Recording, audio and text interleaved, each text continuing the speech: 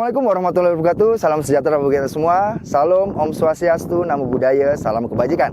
Jumpa lagi bersama saya Randy Niko Ramada di program Jawara, Jagongan Wakil Rakyat DPRD Kabupaten Pasuruan. Saat ini saya berada di Gunung Bromo, tepatnya di Kabupaten Pasuruan. Bromo mempunyai potensi yang sangat besar, bahkan tercatat di tahun 2025 saja ada sekitar 132.000 wisatawan yang berkunjung.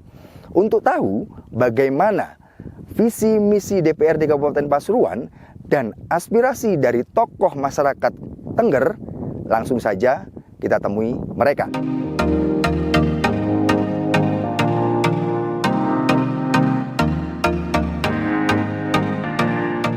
Halo, selamat pagi Mbak Dinda.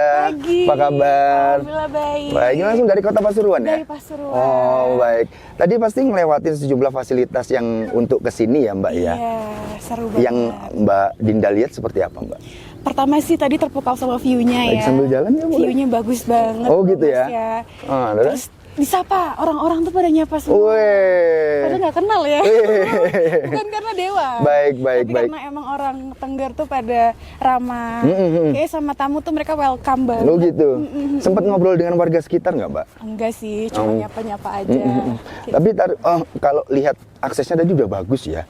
Bagus banget menurut saya. Menurut Mbak Dinda gimana? Menurut saya aksesnya itu memang part of the journey sih. Yes. Jadi kayak ya saya enjoy, saya cukup enjoy karena niatnya pengen adventure, pengen berwisata. Baik. Oke, Mbak, nantinya kalau kita melihat potensi Bromo yang sangat luar biasa ini, Mbak Dinda punya ide nggak nantinya seperti apa sih untuk Pasuruan khususnya? Gimana Mbak? Banyak sih Mas, jadi sempat mikir-mikir ya. Saya lihat dari orang-orangnya aja itu potensinya luar biasa. Kita bisa bareng-bareng kolaborasi mungkin sama warga sekitar. Kita bisa bikin pelatihan, nggak usah repot-repot, pikirannya nggak usah jauh-jauh ke sana. Misal kita bikin pelatihan bunga merangkai bunga Edelweiss ya. Itu menarik. Pasti teman-teman perempuan-perempuan tuh suka. Atau kita libatkan budaya, kita bisa bikin kegiatan-kegiatan yang kayak yang biasa dilakukan oleh masyarakat Tengger itu loh. Iya. Bikin bunga-bunga. Ya artinya ekosistem ekonominya terbentuk ya. Apakah perlu UMKM itu kemudian digenjot gitu kayak gimana Mbak? Itu nanti pasti akan berdampak ya pasti. Baik. Kalau kita membuat suatu perubahan yang kecil, gebrakan baru yang nggak harus besar, kecil, tapi kita kolaborasi, libatkan semua orang, insya Allah kayaknya nanti akan berkesinambungan. Baik, kayaknya asik kalau aku ngajak Mbak Dinda untuk ketemu dengan tokoh masyarakat Tengger langsung ya. Namanya Pak Agus Setiawardana. Waduh, nggak sabar. Ya. Dia. Baik, langsung aja kita ketemu beliau ya Mbak ya.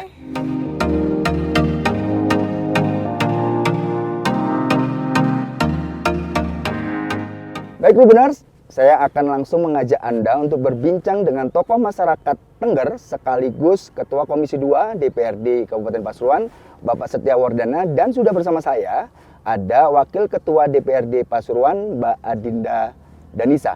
Langsung saja kita sapa keduanya. Baik Pak Dana, apa kabar Pak? Iya. Baik Pak, saya pengen tanya dan menyerap aspirasi juga untuk Mbak Dinda ya. Untuk kawasan Bromo ini, setelah melihat aksesnya kan luar biasa. Menurut Pak Dana, apa yang harus perlu ditambah supaya memiliki potensi yang besar untuk bisa mendatangkan wisatawan khususnya dari wilayah Pasuruan? Oh iya. Jadi gini, Bromo itu ikut 4 kabupaten. Baik. Spot utama Bromo itu Sunrise Bromo. Viewpoint ya? Viewpoint. Baik. Viewpointnya Sunrise Bromo yaitu di Penanjakan. Betul. Penanjakan itu ada Penanjakan 1 dan Penanjakan, ada Bukit Kedalu, ada Lemah Pasar, ada Dingklik. Ada lagi 1 tambah kemarin Bukit Perahu yang di bawahnya Penanjakan. Nah, jadi tujuan wisata sebetulnya kalau mau ke Bromo itu pasti ke Pasuruan. Pasti ya? Pasti ke Pasuruan. Karena Penanjakan itu Pasuruan. Betul. Nah, hari ini yang kita butuhkan sebetulnya kita hanya butuh polesan-polesan saja. Infrastruktur jalan. Terus parkir, lahan parkirnya ini yang kurang. Terus penerangan jalan, PJU ya? PJU-nya. juga ada beberapa tanda rambu-rambu seperti exit tol itu yang menunjukkan Bromo Pasuruan. Siap. Jadi ada infrastruktur yang memang itu yang kita butuhkan hari ini. Artinya memang harus mencolok ya Bromo Pasuruan begitu ya, supaya itu mengubah image bahwa Bromo tidak hanya milik Probolinggo, tidak hanya milik Malang, dan tidak hanya milik Lumajang gitu kan. Betul. Oke. Jadi kita pingin, saya sebagai masyarakat Tengger kepingin, karena kita di sini tuh kental sekali dengan adat dan budayanya. Siap. Kita ingin sekali adat budaya kita itu tetap terjaga dan bisa kolaborasi dengan pariwisata. Baik. Seperti contoh di Bali, budayanya terjaga, pariwisatanya juga jalan. Betul. Nah, kolaborasi sinergi. Betul. Nah, harapan kami nanti semoga di Pasuruan juga akan seperti itu. Karena hari ini di Indonesia itu ada 3B. Ya, ada Bali, ada Borobudur, dan ada Bromo. Ya. Kenapa tidak dengan Pasuruan? Iya. Promosinya mungkin juga perlu tingkatkan ya. Baik, kalau kita bisa bicara ngomong Taman Nasional Bromo Tengger Semeru, sirkulasi wisatawan khususnya dari Pasuruan, Bapak melihat masyarakat Tengger merasakannya seperti apa? Apakah perlu ditingkatkan atau sudah cukup? Kalau data dari kami ya, itu selama Januari sampai hari ini itu tercatat sekitar 132.000 wisatawan. Itu include lokal dan mancanegara. Nah, itu masih perlu ditingkatkan lagi atau seperti apa menurut Bapak? Jadi hari ini memang masih jauh dari kata dia perlu benar-benar ditingkatkan lagi promosinya. Pasuruan, jadi pariwisata di Pasuruan itu perlu banget ditingkatkan. Jadi kita ingin itu hari ini kita punya Taman Edelweiss di Desa Wonokitri. Ada banyak beberapa spot-spot yang mungkin Bukit Premium. Terus kemudian kalau bisa arah jalur dari Pasuruan naik dari Purwodadi, dari Paserpan, itu ditambah juga spot-spot untuk wisatanya, wisata kulinernya, homestay-nya atau apa. Artinya investor di luar itu perlu melirik Bromo dari sisi Pasuruan ya, Pak? Siap, betul. Kalau masyarakat Tengger itu kan hidup di sekitar kanan kiri akses utama tadi, Pak ya. Nah, itu bentuk dukungannya yang saya lihat saat ini sudah cukup maksimal. Misal memberikan homestay, mendirikan penginapan dus toilet dan lain sebagainya. Apakah itu perlu ditingkatkan menurut Bapak? Iya. Jadi perlu juga diperhatikan. Jadi kemarin kita itu ada beberapa kendala di Pasuruan. Karena memang kontur tanah kita curam dan sebagainya ya. Baik. Nah, mungkin ini butuh juga inovasi dari pemerintah untuk memberikan supporting seperti bagaimana konsep homestay-nya, bagaimana konsep wisata desanya. Kira-kira fasilitas apa saja yang perlu ditambahkan menurut dari sisi masyarakat Tengger ya untuk bisa menarik wisatawan khususnya di Kabupaten Pasuruan? Ya. Fasilitas-fasilitas yang perlu ditambahkan, rest area, untuk bus medium lah, karena kita memang kontur jalannya kan juga perlu diperhitungkan. Jadi untuk kelasnya bus medium kita butuh ini rest area, kita juga butuh PJU yang paling utama, penerangan jalan umum. Kemudian juga pernah dulu 2024 itu 2020 terus COVID sampai 2024 itu ada Damri. Oh, dulunya ada ya berarti ya? Damri, jadi dari Batu ke Tosari, Wonokitri, habis itu dari stasiun Kota Baru, Malang, ke Wonokitri, terus dari stasiun Bungurasih kalau nggak salah, ke Wonokitri. Nah, 2025 ini nggak ada tapi cuma tinggal satu. Dulu sudah ada lumayan beberapa armada yang dari Surabaya, 2 armada, dari Malang 2 armada, dari Batu 2 armada. Nah, itu cukup apa ya? Cukup bisa menjadi wadah untuk meningkatkan membantu akses wisatawan ya khususnya ya. Nah, hari ini nggak tahu kenapa kayaknya dikurangi atau gimana. Baik. Sebelum Pak Wardana lebih jauh menjelaskan, saya ke Mbak Dinda dulu, Mbak. Dari sejumlah aspirasi, ungkapan yang dianukan Mas Wardana tadi, apa sih langkah konkret DPRD Kabupaten Pasuruan untuk meningkatkan ekonomi masyarakat, khususnya untuk masyarakat Tosari? Gimana, Mbak? Sebenarnya kalau kita bicara tentang peningkatan ekonomi, khususnya kalau sekarang kita ngobrolnya ini lagi ngomongin Bromo ya, saya rasa banyak langkah yang bisa dilakukan. Saking banyaknya, harus dilakukan dari yang mulai simple, berlevel-level gitu Mas ya, karena too many option, banyak sekali hal-hal yang bisa kita lakukan. Kalau dari Bromo sendiri, Bromo itu tuh belum dipoles ya, belum diapa-apain. Ini tuh udah ada yang namanya spirit hospitality, yang biasanya itu kalau di industri pariwisata mereka gimana caranya bisa membangun spirit hospitality-nya. Tapi kalau di Bromo sendiri mereka sudah ada secara natural gitu ya, mereka udah ada, tinggal ya itu tadi yang seperti disampaikan oleh Mas Wardana, kita perlu poles-poles, kita perlu melakukan beberapa langkah-langkah yang bisa dilakukan. Kalau di DPRD kita tuh punya banyak program, mulai itu pelatihan buat teman-teman UMKM, kita punya membantu teman-teman dari anggaran juga, banyak kegiatan-kegiatan yang bisa dilakukan. Baik itu sifatnya UMKM ataupun kebudayaan, itu juga bisa kita kolaborasikan bersama-sama. Baik, kalau komunikasi dengan pengelola Taman Nasional Bromo Tengger Semeru, pihak DPRD Kabupaten Pasuruan seperti apa, Mbak, selama ini yang terjalin? Kalau nggak salah itu ada beberapa level pemerintahan ya yang memanajemeni hal tersebut ya.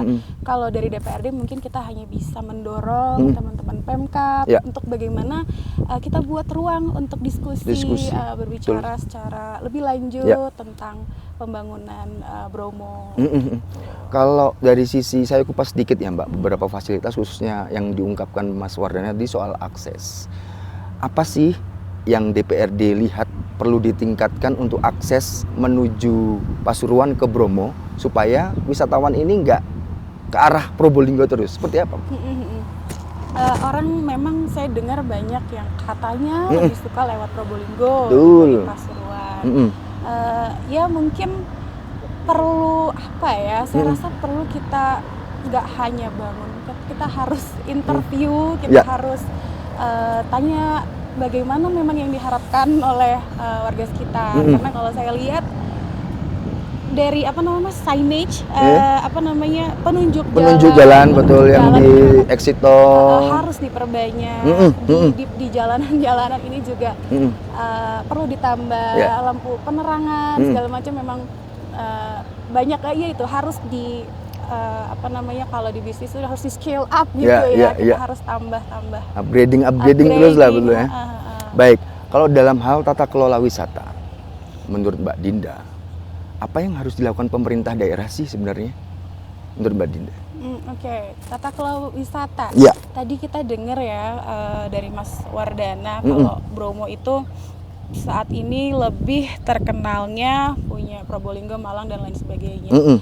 Ya memang saya rasa saat ini adalah waktu yang tepat untuk kita bareng-bareng branding bahwa Pasuruan itu juga punya Bromo dengan cara yang kreatif, cara-cara out of the box yang mungkin belum dilakukan oleh kawan-kawan di Probolinggo ataupun di Malang.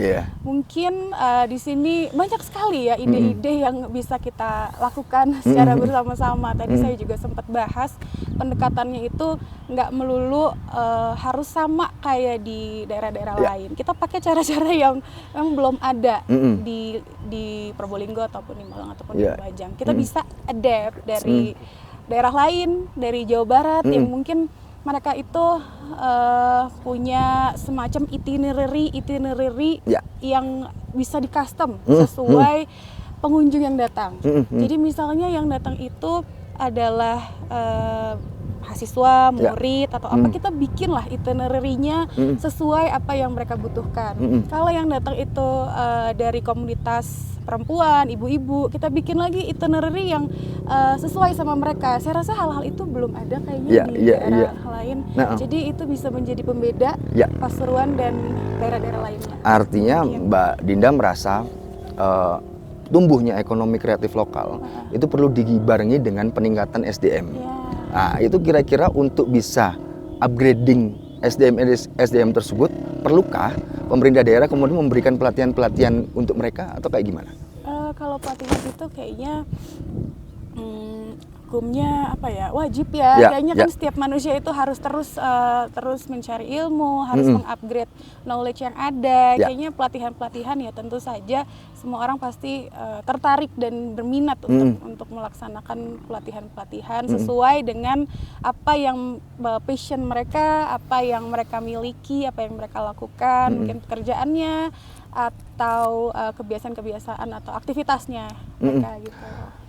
Kalau kita bicara Bromo, itu kan nggak lepas dari upacara keagamaan masyarakat Tengger ya, khususnya Kasodo. Nah, kira-kira menurut Mbak Dinda setelah melihat upacara tersebut, perlukah pemerintah daerah hadir langsung dan memberikan sejumlah fasilitas khususnya untuk masyarakat Tengger supaya mereka lebih nyaman dalam beribadah khususnya? Seperti apa, Mbak? Iya. Perayaan Kasodo ya, kayaknya Kasada kalau nggak salah. Kasada itu adalah saya pernah waktu itu ikut juga di sini, hadir bareng Mas Wardana. Itu acaranya luar biasa, keren banget. Ya? Kayaknya kalau kita tambahkan hal-hal yang lebih menarik lagi, itu kayaknya bisa malah bisa menarik wisatawan. Nggak hanya lokal, tapi dari wisatawan bahkan mancanegara kayaknya juga bisa hadir. Kita bisa contoh kayaknya kayak di Bali, ya kan? Di Bali itu ada beberapa perayaan, beberapa ritual-ritual kebudayaan yang datang itu bukan hanya orang-orang lokal, tapi justru itu dijadikan momen oleh teman-teman dari bahkan mancanegara. Mereka book datang ke sini hanya untuk mengikuti serangkaian ritual tersebut. Saya rasa itu adalah suatu potensi juga buat Bromo, supaya teman-teman itu bisa datang sekaligus berwisata. Tapi mungkin yang paling penting itu adalah bagaimana kita bisa membranding, mempromosi. Itu penting ya itu ya. Bagaimana orang itu langsung top of mind-nya Bromo, Pasuruan, Tengger. Jadi mereka liburan ke sini ya sekalian ikutin kegiatan-kegiatan kebudayaan. Baik. Langkah yang harus dilakukan Pemkab menurut Mbak Dinda untuk bisa memaksimal promosi Bromo khususnya di wilayah Pasuruan harus seperti apa? Ya, jadi lobby pemerintah pusat kah atau seperti apa? Ya, misal saya rasa harus sering-sering main ke Bromo. Itu yang pertama ya. Warga-warga tuh harus benar-benar datang ke sini, sering-sering main ke sini seminggu sekali mungkin ya, Mas, sekalian liburan. Nggak harus orang lokal harus datang ke sini, mengetahui secara langsung, mendengarkan aspirasi secara langsung. Saya rasa kayaknya kalau udah datang ke sini nanti bakal ada tuh keinginan-keinginan untuk terus mempromosi, untuk branding, untuk at least hanya Insta story. Dari situ pasti muncul ide-ide dan ide-ide itu pasti nantinya nggak menutup kemungkinan untuk kemudian soundingkan ke pemerintah yang levelnya di atas kabupaten gitu ya. Seperti itu. Baik. Kalau tadi kan kita menuju ke sini kan naik jeep ya, Mbak. Itu ada komunitas jeepnya. Untuk di wilayah Pasuruan itu sekitar 600-an kalau nggak salah. Itu terbagi dari beberapa komunitas. Nah, keluhan mereka kebanyakan itu minimnya ketersediaan BBM. Sulit. Nah, kira-kira perlu tidak DPRD memperjuangkan aspirasi mereka untuk mengadakan SPBU mini atau SPBU untuk mereka sirkulasi isi BBM, perlu nggak itu, Mbak, menurut? Saya rasa perlu ya, menunjang kegiatan teman-teman pelaku usaha jeep supaya nggak sulit gitu tentunya. Ya, itu pelaku wisata juga loh kan. Nanti tadi contohnya sebenarnya saya berangkat ke sini, saya udah takut takut nanti di atas nggak ada pom bensin. Saya isi dulu di daerah Purwodadi bawah sana. Jadi kalau ada pom bensin kayaknya it's a good idea. Bagus ya. Iya. Nah, kalau saya geser ke Mas Wardana, kira-kira perlu nggak itu adanya stok BBM atau ketersediaan SPBU lah minimal di sini? Ya, jadi memang salah satu harapan. Salah satu harapan kita karena jeep itu terkenal dengan boros. Betul. Ya, boros. Jadi memang benar-benar sangat dibutuhkan sebetulnya. Hari ini kita masih ya ini BBM eceran. Kalau ada memang ya harganya lebih mahal daripada yang di bawah loh, Pak. Bahkan dari harga eceran SPBU ya. Iya. Nah, itu kan tentu memberatkan mereka dan bagi wisatawan tentu jadi beban karena biayanya tambah mahal. Menurut Mas Wardana seperti apa? Iya. Ya semoga nanti ini DPRD juga pemerintah Kabupaten Pasuruan bisa mendorong ada investasi terkait juga untuk SPBU di Kecamatan Tosari di Bromo ini. Saya mohon izin kepada Mas Wardana dan Mbak Adinda untuk menyampaikan harapan dan keinginan supaya kawasan wisata Bromo khususnya dari wilayah Pasuruan itu lebih baik lagi ke depan. Monggo. Oke. Bromo itu bagi saya bukan hanya tempat wisata, tapi di sini adalah jantungnya teman-teman masyarakat suku Tengger. Jadi saya sangat berharap teman-teman itu bisa terus berinovasi, menciptakan suatu ide-ide baru yang out of the box, tapi juga tetap terus mencintai Bromo dan segala yang dimiliki oleh Bromo. Dan jangan lupa untuk terus mencintai Bromo. Mungkin dari saya seperti itu, Mas. Baik, terima kasih Mbak Adinda. Monggo Mas Wardana. Saya berharap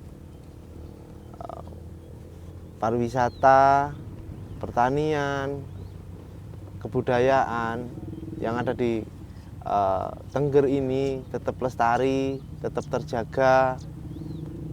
Kami selaku putra Tengger hanya memiliki keinginan bagaimana kita bisa menjaga kelestarian alam kita, bagaimana kita menjaga kelestarian lingkungan, dan bagaimana kita juga bisa meningkatkan perekonomian masyarakat di kawasan Bromo Tengger Semeru.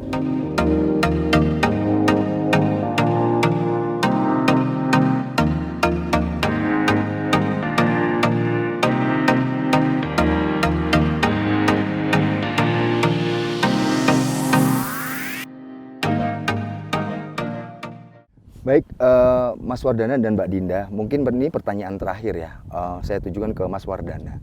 Perlu tidak adanya transportasi umum untuk bisa meningkatkan wisatawan dari manapun untuk berkunjung ke sini? Menurut Wardana seperti apa? Iya, siap. Baik. Sebetulnya 2020. Baik. 2020 sampai dengan 2024 itu sudah ada. Sudah ada ya? Iya.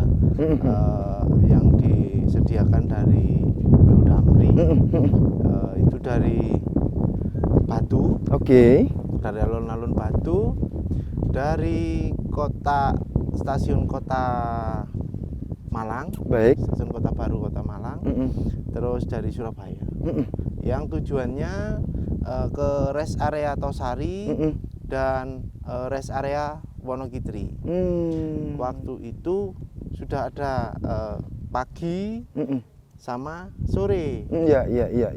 Itu ada. Nah, di 2025 ini nampaknya enggak ada yang ke dari trayek tadi itu ya, Malang, sampai ke sini ya. Sampai ke Wonogiri maupun Tosari sudah enggak ada. Terus harapannya jenengan seperti apa? Harapannya itu ada lagi, karena kenapa kunjungan wisatawan backpacker itu juga perlu kita wadahi. Nah setelah enggak ada ini ya, kunjungan menurun jauh, lumayan menurun. Nah itu nantinya perlunya kita DPRD menggandeng pemerintah, kita ke pemerintah pusat atau cukup ke Disub provinsi aja untuk bisa transportasi umum itu supaya geliatnya banyak lagi di Tosari. Iya.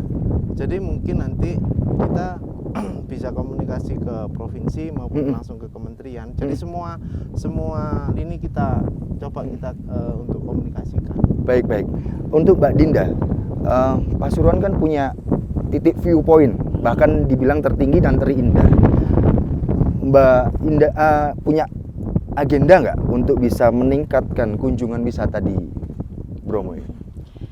Kalau saya lihat ya dari tadi saya pagi ke sini sampai siang di sini, terus saya observasi kanan kiri, semua banyak sekali potensinya.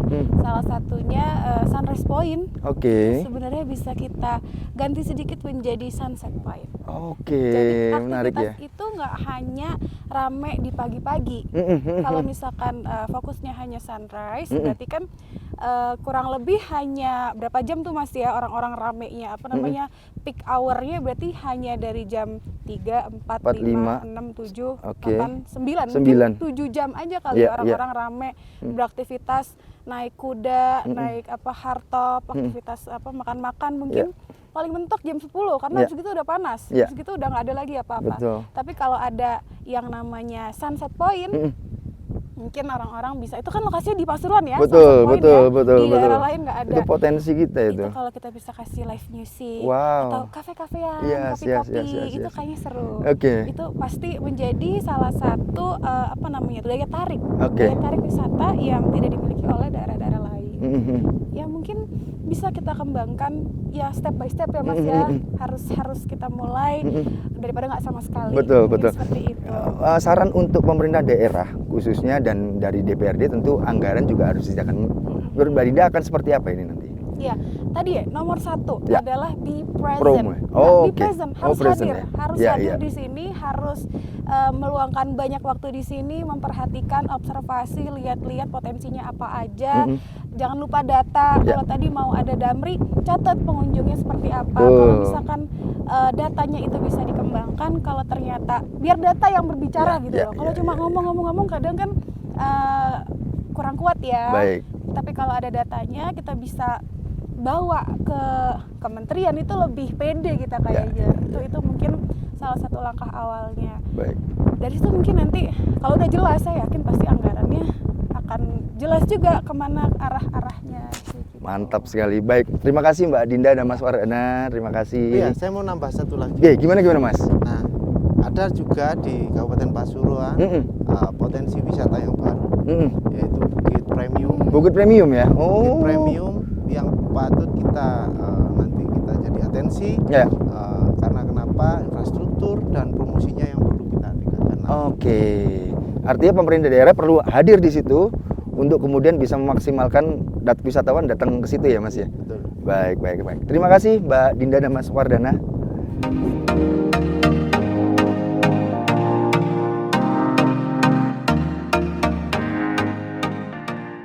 Baik Tribuners, itu tadi bincang santai saya bersama Wakil Ketua DPRD Kabupaten Pasuruan Mbak Adinda Denisa dan tokoh masyarakat Tengger sekaligus Ketua Komisi 2 DPRD Kabupaten Pasuruan Mas Agus Setiawardana.